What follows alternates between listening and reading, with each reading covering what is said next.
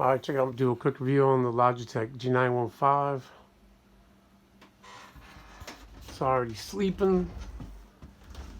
I got it on Bluetooth mode. Bluetooth mode's connected to my personal laptop.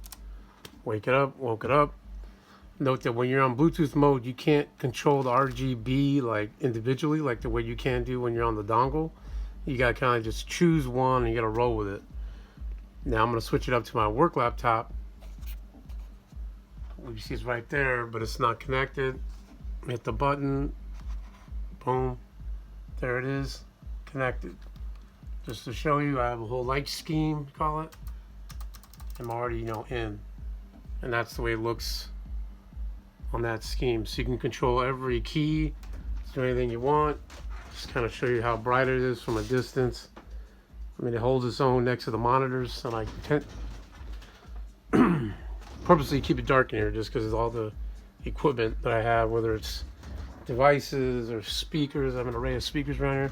That room gets warm. But it's a great keyboard, man. I mean, just give what everybody wants. This is the clicky version of the keyboard. Let me turn this down.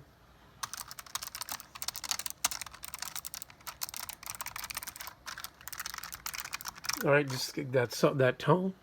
Get that tone. It kind of emulates a blue switch, but I had another keyboard with a blue switch in it. I prefer that one much better than this one. It was like a little bit louder. You feel like you always know what you got going on.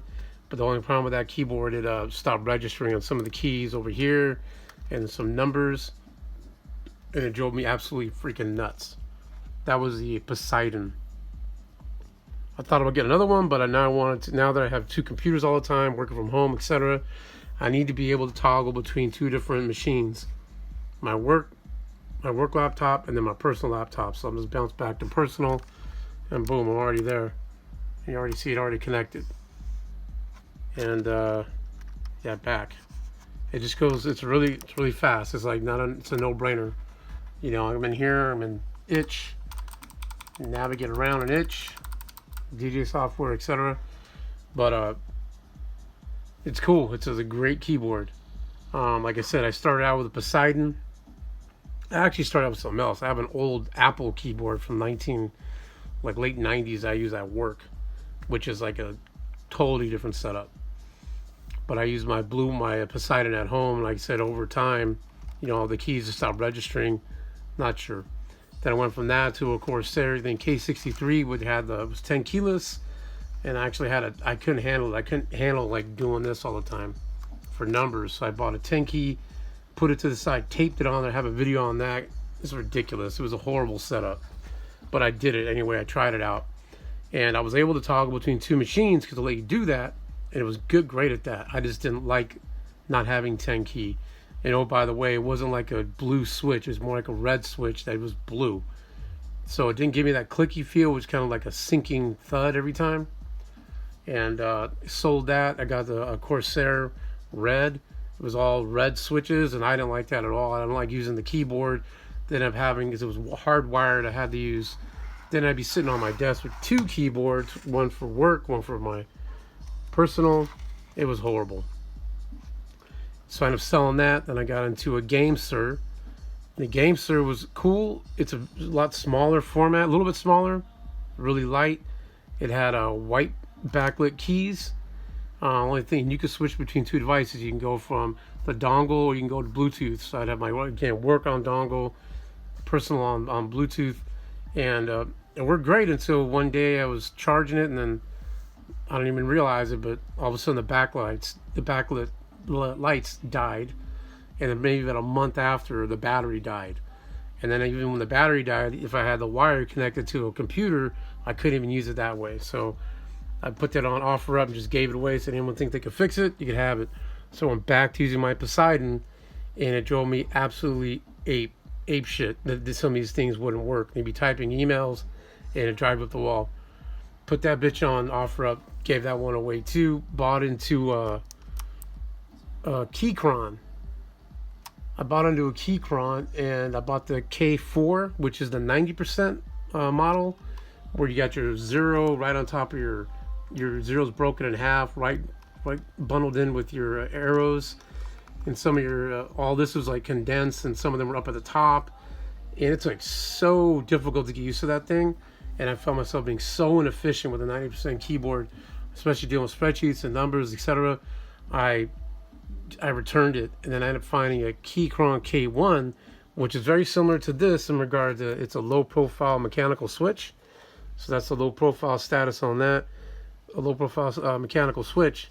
But I did not like using it because the Bluetooth would get lost and I have to restart a computer. And I'm not sure if I have to start my personal or my work computer, just because it would get lost for some crazy reason. And then on top of that, the keys on that were flat, just like the way you would have on a regular laptop. But here they're, you know, they're concave, so it has a little bit more traditional feel for a key. And I get it, may not be that concave, but you always know when you're inside the middle of the key. But those chiclets were flat, completely flat, just like the way you would see on a regular laptop like this. Oh, it's dirty as hell. But how it's flat, you don't see there's no concave. The surface is just flat, right? And then after a while, you kind of get lost on where you're at. I guess I'm used to that feeling on a laptop, but not really on a keyboard necessarily. So that two things going against it, and all of a sudden, you know, the one that killed me the most is that when I bought it, I explicitly asked the guy, you know, is it a blue switch or a red switch? If it's red, don't send it to me. If it's blue, send it. He goes, this is exactly the way it was in the ad. In the ad, he had a picture showing a blue switch, but he sent it to me. You pop the cap off, they're all red. The guy didn't know what the hell he was selling. So I got a return on that.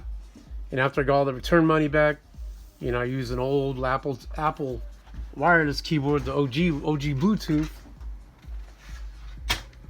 just to get me through, which is this one, the original one. And I used this one to get me through until this arrived, and I got this for like $130. The guy did offer. I made him an offer, and he accepted it. So here it is, but it's a refurbished model. But let me tell you this, man, I won't turn back. This thing is pimp. It does whatever the hell I want it. I didn't think I'd care about RGB because I don't give a damn. I just wanted a white backlit, but it's kind of cool to get it customized the way you want it. And then I sometimes just, obviously you understand where you're at within the keyboard, but just a dope keyboard is all I gotta say. Really, really nice. I definitely enjoy using it. A lot different than that keyboard for damn sure, but I definitely want the mechanical feel. All right, hope it was not too long, and I hope you enjoy it. But again, remember, if you're using Bluetooth, you don't get to choose your colors. You get to use just the standardized. You click this light button and you get to toggle around between everything it offers, like standardized, but you cannot do this where you actually assign colors. You can't assign colors when you're in Bluetooth mode. All right, hope you enjoy and type away, man.